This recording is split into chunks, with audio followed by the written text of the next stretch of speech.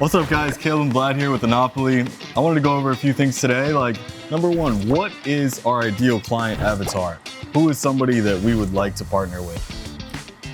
So, age doesn't matter, but we've noticed the best clients are 40 and above, which is weird. But that's because that age shows the maturity of understanding how a business works and what to expect from an investment, right? Because people come in here, because of the size of the investment, they think they're gonna make, $10, $20, $30,000 a month when they only have, 50 to 100,000.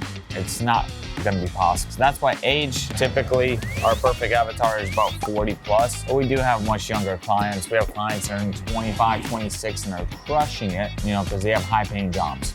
It's not about age, it's about, expectations and past track record. If you put your money to work in other investments in the past and you understand that, anything worth doing takes time. Sometimes a client will slip through the cracks that has never invested in anything else before. And 1 week later, they're like, hey, why am I not making 10K a month? We're building you a real business, guys, and it takes time to really scale it up and see its full potential. The way I set the expectations is, hey, this is like a 12 to 24 months minimum timeline until we're really cranking, right? So it takes time. It's not about what happens your first month, second month, third month. Some people do come in, we notice this pattern. The salesperson or the consultant they talk to says, hey, we're gonna be up and running within a week or two. That means your Amazon account's gonna be open. It doesn't mean you're gonna be selling, okay? There's a lot of stuff that we do in the background that thankfully you don't have to do to get everything up and running for you. Therefore, we don't share that specifically for proprietary information reasons, right? And that's not what you're paying for. You're paying for automation. That's what we're doing, right? We're doing everything for you behind the scenes. Just don't expect anything crazy in the first couple of months. So our ideal client is someone that has experience with previous investments. And again, guys, this is not a get rich quick scheme and this is not to replace your income. We have people that come to us all the time that are like, hey, I want to quit my job and replace my income. Okay, that's great. This is not it. This is just a place to put your money to work for you in the background. That's it.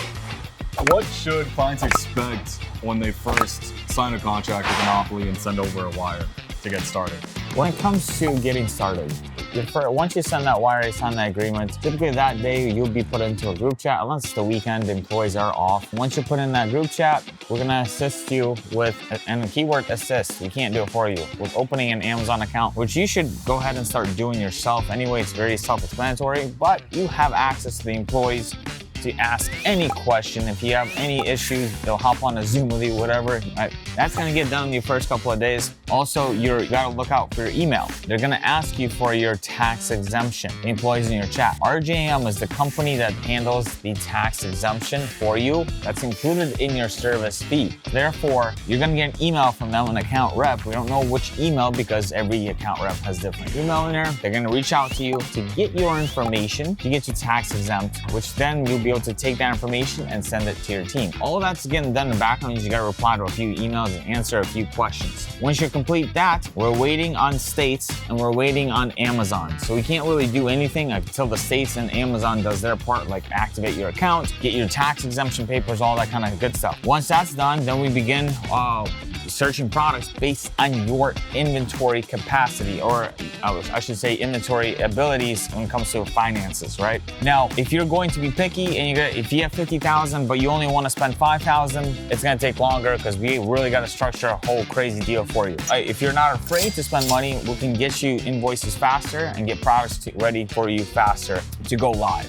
Don't expect anything in the first couple of weeks. First 3 to 6 weeks, you're not gonna see anything. You might see some listings created, but that's it. We're waiting for products to arrive. We're waiting for manufacturers to confirm the full order was actually shipped. We're waiting to receive everything, make sure everything's damaged, and we don't have to send anything back. So much stuff that we have to do is not part of our process, but it's part of the process. So that's why we can't give you updates sometimes, because we're just waiting on Amazon to do its job sometimes. Yeah, and one thing I'd like to point out, with the upfront franchise fee that we charge, we're covering all of the expenses for tax exemption and all the software, all these things on the back end, right? But that does not mean that that is what we do. We are not tax professionals. We don't know anything about that. We also legally can't give you advice, right? So we are here to make sure you buy and sell products. That is absolutely it. All of the other things are included, and we have the people in place to help you, do everything. But again, that's between you and, like, for instance, for the tax exemption, we use RJM, we pay them for you, but that's between you guys. We can't assist with taxes. Yeah. So we stay in our lane, we perfect what we do, and we just focus on one thing.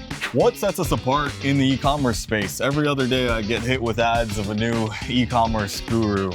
Good question. It's one thing to say we've been doing it the longest, which we have when it comes to our space, but that doesn't matter. What matters is the results that we provide and what our FTC income claim says. That's the only thing that matters. We could have been doing this for 30 years, but if we're 2% growth for the year, then it doesn't matter that we've been doing it for 30 years, right? We're coming up on 6 years of doing this, and our income claim last year stayed at 43%, right? We've been doing it so long that if we've been doing it wrong, we'd be in prison now because it is illegal to lie to investors, right? That is against law. That is called fraud. Anyone that's newer that may have it, you really don't know if they're lying or not, right? They could have just printed it out, edited some numbers on a PDF, and printed that out, right? They haven't been doing business long enough. You can look at their LLC, you can look at their owners and who they are, right? You check my social media accounts, it's all business. It's all, you can go back 5-6 years. It's still me doing e-commerce, right? I'm in one thing and one thing only. Why is Amazon the best platform? I know that people come in and they say, hey, this other company told me that TikTok shops is the new best thing. Well, I mean, Amazon just bought TikTok. Well, they didn't buy it, but exactly. they are fulfilling for TikTok now. So why is Amazon the best? Put it to you this way. It's the only platform I can go ahead and keep my products in the United States, but also sell worldwide without any extra fees. So the products our clients keep Amazon keeps them in the United States for majority of the products. Then 45% of the stores now are selling internationally. We're not shipping any products internationally, but Amazon is, and they're not charging extra because the shopper has to pay extra fees or shop for a certain amount before they qualify for their free shipping. We just got back from Amazon's convention in Seattle, and the way Amazon was pitching it to their sellers is that Amazon is still a groundbreaking opportunity. So right now, Amazon's actually expanding throughout different countries as well as in the US. I mean, they're already huge here, but they're expanding in other countries. And now, most of our clients, we're selling for our clients in all of these other countries as well. So the market's really untapped, and you can have endless. Yeah, and Amazon's very, very small in every other marketplace. Like Germany is probably their biggest presence, but they're growing everywhere. On top of that, you brought up a good point, TikTok, right? So now TikTok TikTok shop owners smart enough to link their account to Amazon, so Amazon knows the inventory and send their stuff into Amazon. Amazon will fulfill from the TikTok shop orders, right? That's huge. Now, should you own a TikTok shop? That's not gonna do anything for you unless you own a brand.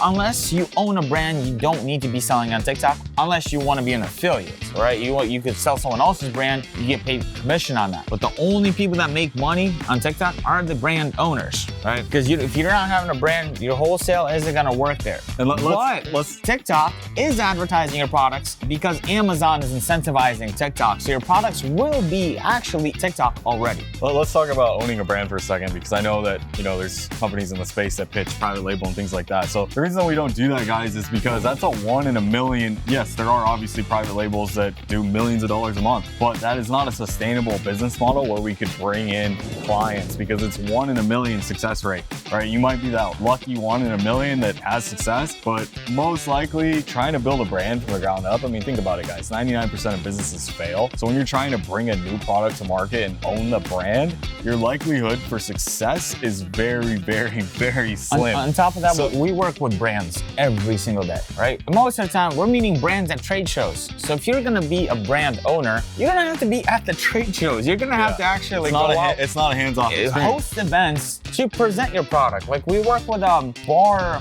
company that makes bar equipment like glasses, cigar cutters, and a bunch of different stuff, right? And they're constantly at different events, constantly demonstrating their product, constantly going to trade shows to meet people like us so we can distribute. You're not gonna do all of that for your private label, so it's not gonna have success. The chances of you just posting an ad on Amazon and it blowing up, it's very, very difficult to do. What we do is wholesale FBA, so all the items are prime, which means, people pay extra just to get same-day shipping, right? And it's already brands that people are searching for, they trust, name brands that have been around for 20 years, right? So it's just a completely different business model, and that's how we've been able to have replicatable success client after client after client. It's just a totally different game.